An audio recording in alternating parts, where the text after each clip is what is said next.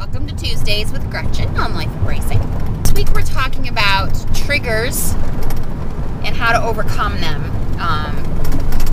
as it concerns eating disorders.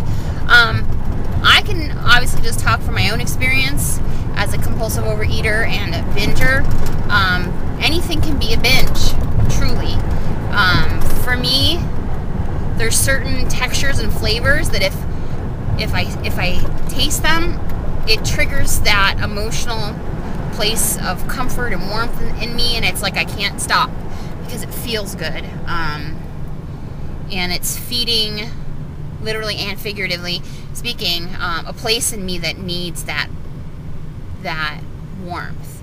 And for me, a way to overcome it is not to have it in potato chips and things that I know are my binge choices. I don't buy them. I don't bring them in the house. If I have them when I'm out at a restaurant, you know, it's great because I'm limited and I do that. So that's one trigger for me. The other one is obviously exterior stimuli, meaning the people in my life. If I'm angry at someone or really hurt by someone, I want to eat. It's almost like I somehow think I'm punishing them by feeding myself. And really, I know that ties back to when I was a kid and my mother would say things about my weight and I would eat just to piss her off. And the way to overcome that for me is when I'm successful, is to find something else. I know I have a friend that made a jar of other things she can do besides eat when she's upset. And she picks one of those things, like go for a walk or read a book or play a game or call a friend. I try and do those things. You know, just those emotional triggers, people. When I feel like someone is disappointed in me or looks down on me or thinks I'm not capable or thinks I'm not smart enough, it puts me I feel like I retreat into this little hole in my heart, and I'm shoving food in after it to plug up the hole. I don't know.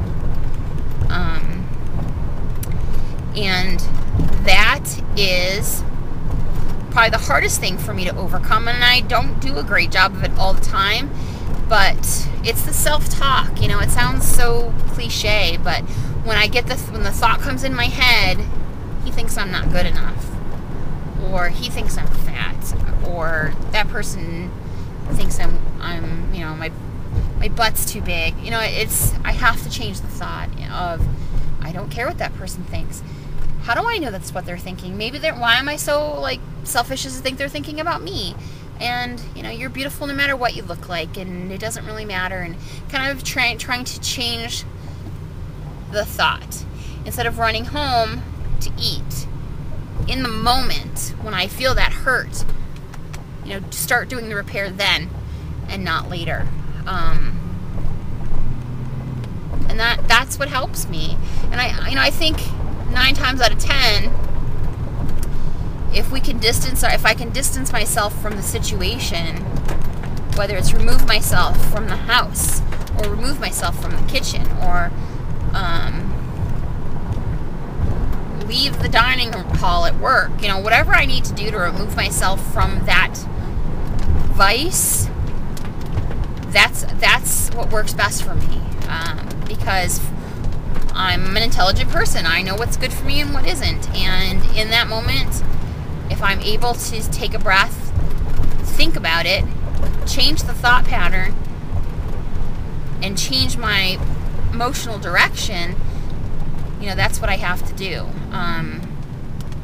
So those are my triggers.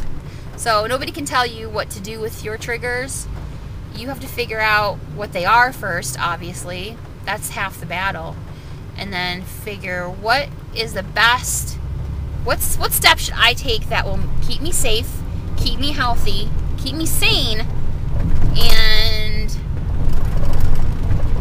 and not contribute to my disorder, but help me to overcome it.